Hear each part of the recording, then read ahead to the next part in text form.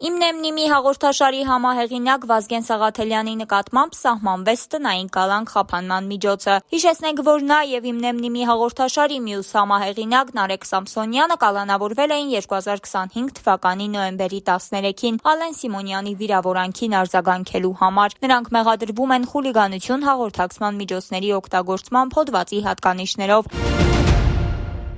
Նա հայտարարեց, թե հերոս բառը արժեզրկվել է, այնքան ենք օգտագործել հերոս բառը, որ իրական հերոսներին լղոզել ենք վերբալ հերոսների մեջ, հայտարարել է Փաշինյանը շարունակելով։ Նա նշել է, որ փոր ունեցող պաշտպանության նախարար Սուրեն Պապիկյանը զինվորական ծառայող չէ։ Ես չեմ ասել, որ գեներալները վախկոտ են, ես ասել եմ կան վախկոտ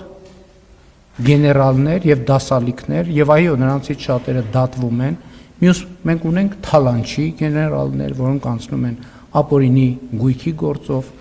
եւ մենք ունենք կոռուպցիայի գործերով անցնող գեներալներ։ Նա հայտնեց, որ հերթով այդ անունները կտան եւ հույս հայտնեց, որ դատական համակարգը այնպես կանի, որ իրենց կոչման արժանի կոչում կիչեցնի, այսինքն շարքային։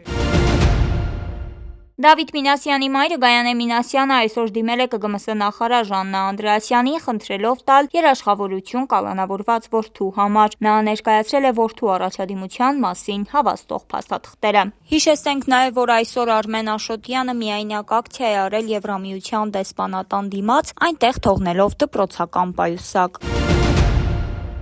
Կառավարությունը այսօր հաստատել է հետադարձ հիպոթեկի ինստիտուտի ներդրման նախագիծը, որը ուղղակիորեն առնչվում է բարձր գույքահարկի եւ ցածր եկամուտների խնդրին բախվող քաղաքացիներին։ Թոշակառուները, որոնք ունեն թանկարժեք անշարժ գույք, բայց չունեն բավարար միջոցներ, կարող են բանակցել բանկերի հետ։ Բանկը թոշակառուին կվճարի ամսական հավելավճար գույքի գրավադրման կամ աստիճանաբար օտարման դիմաց։ Քաղաքացին պահպանում է տանը ապրելու իրավունքը մինչև կյանքի վերջ, սակայն նրա մահից հետո գույքը անցնում է բանկի, եթե ժառանգները չեն փոխհատուցում կուտակված պարտքը։ Զուգահեռաբար սահմանվում է, որ ամուսնու մահից հետո ողջ մնացած կողմը դառնում է միանձնյա սեփականատեր, կանխելով ժառանգների միջամտությունը մինչև նրա կյանքի ավարտը։ Նիկոլ Փաշինյանը վերահաստատել է, որ Երևանի կենտրոնում թանկարժեք տուն ունեցողը չպետք է նպաստ ստանա։ Ըստ նրա, այս նախագիծը թույլ է տալիս քաղաքացուն իր իսկ կուտակած կապիտալի հաշվին ապահովել սեփական ազատությունն ու բարեկեցությունը, չսպասելով պետական աջակցության։ Նիկոլ Փաշինյանի ճեպազրույցի ժամանակ լրագրողը Փաշինյանին ցույց տվեց քարտեզ ու հետաքրքրվեց, ինչպես հավատանք, որ որոշ ժամանակ անց քարտեզի վրայից Սյունիքը Սևանը կտրացման չեք գա ու ասեք ժողովուրդ ջան, ահա 16000 քառակուսի մետրն է մերը։ Տեսեք, ես ձեր ցույց տված քարտեզի վրա, այս մի կտորը գույն չունի, ընդհանրապես գույն չունի։ Եվ այն ինչ որ դուք նկարագրեցիք Հայաստանի Հանրապետությունը, հայ ժողովրդին եւ մեզ բոլորիս աշխարհաքաղաքական թակարդից դուրս բերելու process-ը գիտակցության եւ գիտելիքի արդյունքում եւ ես հպարտ եմ, որ առաջնորդել եմ այդ գործընթացը։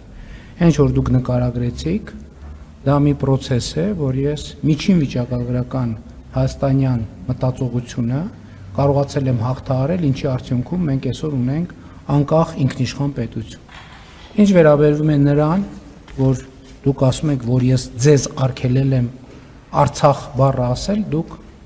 5-6 անգամ այստեղ Հայաստանի Հանրապետության կառավարության շենքում այդ անունը ասեցիք։